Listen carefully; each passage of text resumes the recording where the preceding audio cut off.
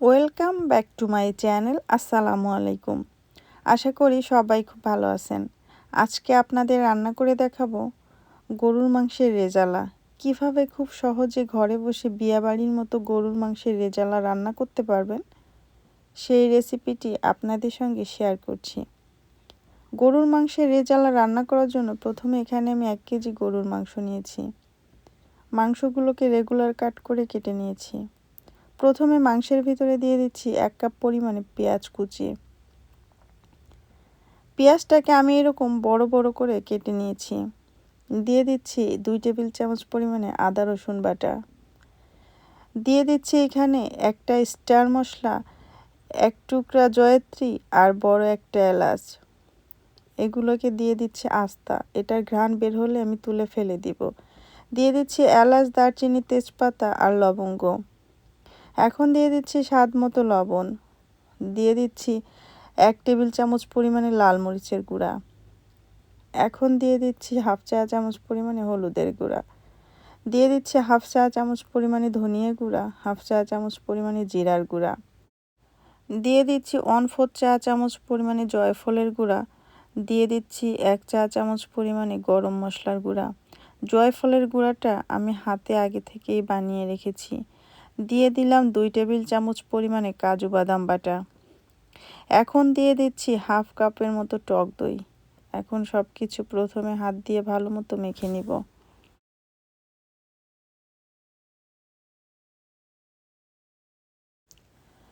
মাংসের সঙ্গে সব মশলাগুলো মিশিয়ে নিলাম। এখন দিয়ে দিচ্ছি 2 টেবিল চামচ পরিমাণে তেল।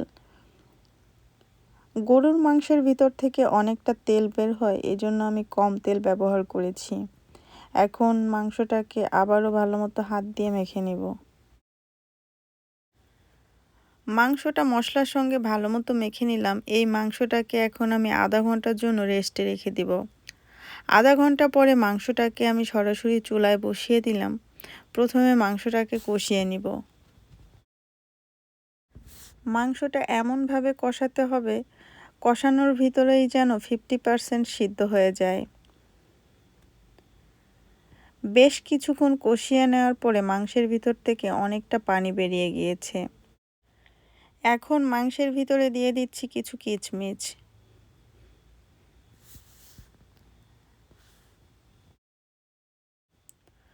পনেরো 16 মিনিটের মতো মাংসটাকে কষিয়ে নিলাম। এখন আমি এই মাংসের ভিতরে দিয়ে দিচ্ছি 1 কাপ দুধ।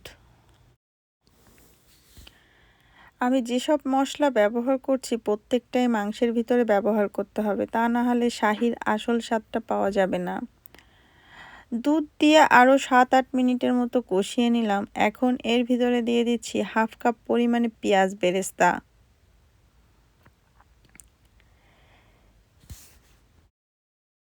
পেঁয়াজ বেরেস্তা দিয়ে মাংসের সঙ্গে 4-5 মিনিট কষিয়ে নিলাম। এখন আমি সিদ্ধ হওয়ার জন্য 1 কাপ পরিমাণে পানি দিয়ে দিচ্ছি।